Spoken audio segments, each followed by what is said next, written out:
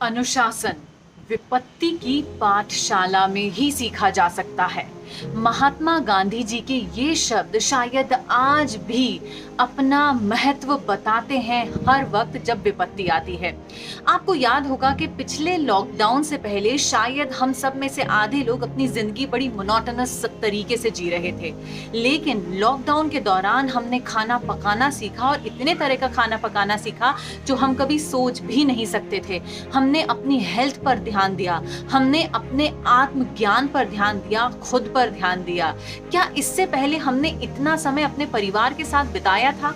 लेकिन ये बात सिद्ध होती है कि विपत्ति ही अनुशासन का एकमात्र वो तरीका है जहां आप सही तरीके से सीखते हैं। और आज ऐसी एक कहानी के जरिए आप ये जरूर मान जाएंगे। सो मेरे YouTube चैनल को लाइक और सब्सक्राइब करें। और ऐसे बहुत सारे लोग हैं जो अनुशासन के ना रहते हुए अपनी लाइफ में बहुत कुछ शायद खो बैठे हैं। मैं भी खो बैठी थी।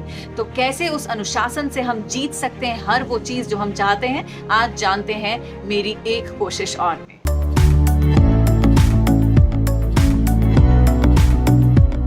हाय एवरीवन, मैं हूं कृति आपके साथ एंड आज एक कोशिश और में मैं आपके साथ अनुशासन की एक वो बात करने वाली हूं जिसे सिर्फ हम सब जानते हैं, हमें मालूम है, हम सुनते हैं, लेकिन हम अपने जीवन में उतार नहीं पाते हैं।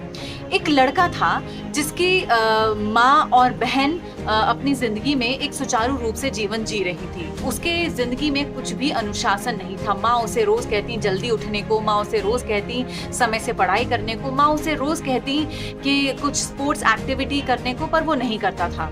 एक दिन माँ की अचानक तबीयत खराब होती है और हॉस्पिटल में माँ को एडमिट किया जाता है। बहुत कोशिश की जाती है लेकिन माँ इस दुनिया से चली जाती है। उसके बाद उस लड़के के सामने अपनी बहन का पेट पालना, उसे एक अच्छा जीवन देना और उसके अलावा उसके लिए खुद बहुत कुछ करना जरूरी सा था। तो अब ये रास्ता था कि या तो अपनी बहन को वो छोड़ दे और अपनी जिंदगी उसी अनुशासनहीनता से जीता रहे, लेकिन चूंकि उसकी बहन उसके सामने थी, उसके इमोशंस जुड़े हुए थे, उसकी जिंदगी में एक विपत्ति आ चुकी थी, तो उसने धीरे धीरे, उसकी समर वेकेशन लगी और काम करना शुरू किया। सुबह घर से निकलता काम पर जाता, घर से निकलता काम पर जाता और थोड़ा सा बाहर से खाना लाता और वो खाना खाता। कुछ दिन बाद उसे लगने लगा कि मैं अपनी बहन को घर का खाना खिलाऊं। वो घर से निकलता, काम पर जाता, घर पर आता, खाना बनाता और सुबह की तैयारी करके अपनी बहन को खिला पिला के फिर निकल जाता। ऐसे करते करते उसकी जिंदगी में 2 महीने का वो अनुशासन आ गया। अब उसके कॉलेज खुल चुके थे, तो अब उसे कॉलेज भी जाना था क्योंकि उसे मालूम था कि अगर वो पढ़ेगा लिखेगा नहीं तो पैसे नहीं कमा पाएगा और एक अच्छा जीवन खुद के लिए, अपनी बहन के लिए नहीं दे पाएगा। तो अब वो सुबह उठता, खाना बनाता, काम पर जाता और कॉलेज भी जाता और अपनी बहन को पढ़ाता और बहन के लिए वापस आके खाना बनाता और सुबह की तैयारी करता था। ऐसे करते करते कई बार उसके दोस्तों ने भी उसको कहा कि क्यों वो उसके साथ नहीं आता, पर उसने मना करना शुरू कर दिया क्योंकि उसकी बहन को पढ़ाना है और उसके लिए खाना बनाना है, तो वो नहीं आ सकता। ऐसे करते हुए जब उसकी जिंदगी में अनुशासन एक लंबे समय तक चलता रहा, तो एक दिन वो ऐसा आया कि यूनिवर्सिटी में न सिर्फ उसने टॉप किया बल्कि कई स्पोर्ट्स में गोल्ड मेडल भी जीता, बजाय उसके कि जब वो घर से बाहर जाकर पार्ट टाइम जॉब भी कर रहा था, घर पर खाना भी बना रहा था और अपनी बहन की देखभाल भी कर रहा था। तो इसीलिए जब हमारे ऊपर एक विपत्ति आती है या फिर जब हम अपने दिमाग को कोई चैलेंज देते हैं, तब हम डिसिप्लिन लाइफ को लीड करते हैं और एक डिसिप्लिन लाइफ लीड करती है एक सक्सेसफुल लाइफ को। और ऐसा ही कुछ प्रूव किया है हमारी मीराबाई छानू ने।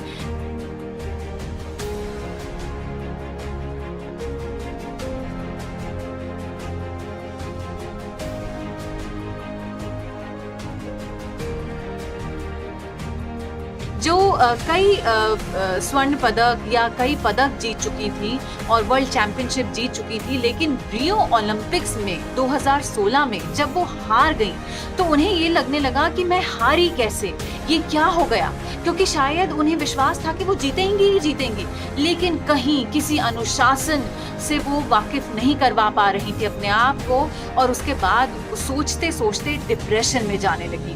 उन्हें डॉक्टर्स के पास कंसल्ट करने भेजा गया, लेकिन फिर उन्होंने वो उम्मीद का दामन बांधे रखा और ऐसा ही कुछ प्रूव किया है हमारे देश की इस वक्त सिल्वर मेडल ओलंपिक की विजेता मीराबाई चानू ने।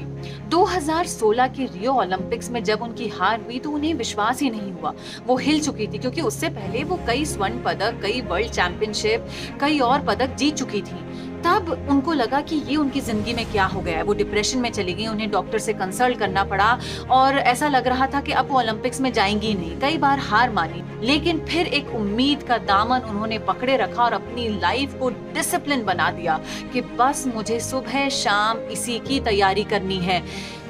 बहुत मुश्किल होता है कि आप एक बार हार जाते हो ऐसी जगह पर और फिर उसके बाद कई सालों का इंतजार आपको करना होता है और आपको अपना पूरा 100% से ज्यादा देना होता है सिर्फ इस उम्मीद में कि आप जीतोगे। और वो चीज आपको जीत कैसे हासिल कराती है? आपका डिसिप्लिन, आपकी कंसिस्टेंसी, आपका वो लगातार चीजों पर फोकस करे रहना। और यही मीराबाई चानू ने भी किया और इसीलिए आज पूरा देश उनकी वाहवाही कर रहा है। और हम सब कहीं ना कहीं अपनी जिंदगी में उसी डिसिप्लिन को कमी महसूस करते हैं। लोग कहते हैं कि कैसे एक व्यक्ति इतना पैसा कमा लेता है, कैसे एक व्यक्ति रातों रात इतना फेमस हो जाता है। तो उसके पीछे कई घंटों की, कई दिनों की मेहनत होती है।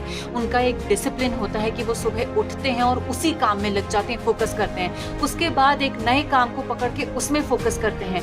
एक समय पर एक काम पे फोकस करते हुए जब आप कई काम एक साथ करते जाते हैं तो आप सक्सेसफुल होते ही होते हैं। और यही कुछ मंत्र हैं जो आपको एक डिसिप्लिन लाइफ की तरफ ले जाते हैं और वहां से एक सक्सेसफुल इंसान बना देते हैं। मुश्किल बहुत है ये राह, पर नामुमकिन नहीं है। तो आई जस्ट होप कि महात्मा गांधी जी के उस कथन को हम सही प्रूव करें और विपत्ति में ही सही पर डिसिप्लिन लाइफ को अगर हम फॉलो करेंगे, अपने दिमाग को चैलेंज देंगे तो हम सक्सेसफुल हो जाएंगे। सरलता से आगे बढ़ते रहें, लगातार कोशिश करते रहें, हर एक दिन के साथ एक कोशिश और करें और आपकी कई कोशिशें मिलकर आपको एक सक्सेसफुल जमीन पर लाकर खड़ा कर देंगी। तो ये वीडियो लोगों तक पहुंचाना है क्योंकि उनकी हर वक्त की कोशिश, और अगर उसमें कोई हार हुई है तो उस हार से वो हार ना माने बल्कि फिर से उम्मीद का दामन पकड़ें और अपने डिसिप्लिन को फॉलो करते रहें। तो देखिए कैसे नहीं वो जीत पाएंगे। नमस्कार।